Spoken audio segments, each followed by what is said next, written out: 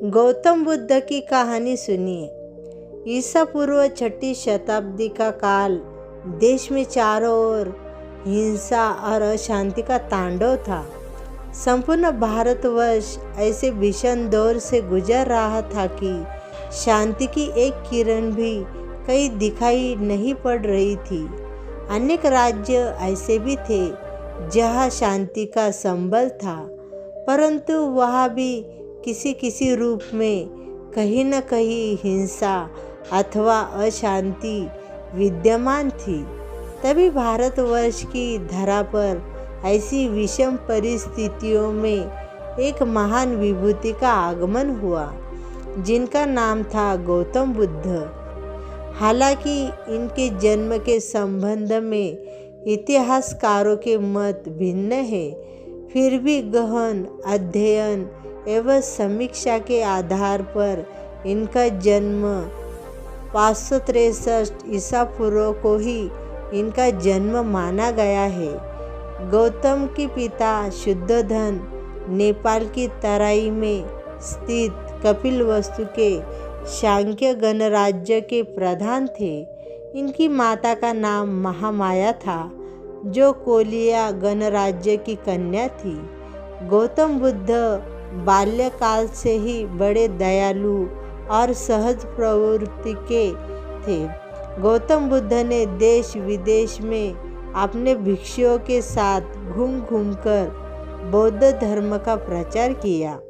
मानव जाति को अहंकार, हिंसा, परोपकार आदि के ज्ञान का बोध कराया। गौतम बुद्ध तथागत नाम से भी जाने गए।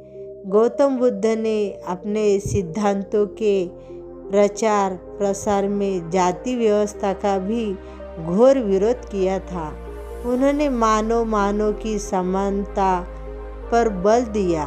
उन्होंने जन्म को न मानकर बुद्धि का तथा चरित्र के आधार को छोटे बड़े होने का मापदंड माना है। उन्होंने घोषणा भी की थी कि मनुष्य जन्म से नहीं अपितु कर्म से ब्राह्मण अथवा शूद्र होता है। गौतम बुद्ध द्वारा अनेक ऐसी बातों का प्रचार किया गया है जो मानव को एक दूसरे से प्रेम, सद्भाव, दया और भाईचारे का संदेश देती थी। इन्हीं संदेशों से प्रेरित गौतम बुद्ध की अनेक कथाएं आज भी प्रचलित है, जो मानव को असीम ज्ञान की ओर प्रेरित करती है। प्रस्तुतः पुस्तक में ऐसी ही कुछ कथाओं का संग्रहित किया गया है, जो गौतम बुद्ध के जन्म से लेकर निर्वाण तक की घटनाओं का वर्णन करती है तथा इनके आचार विचार से ओतप्रोत है।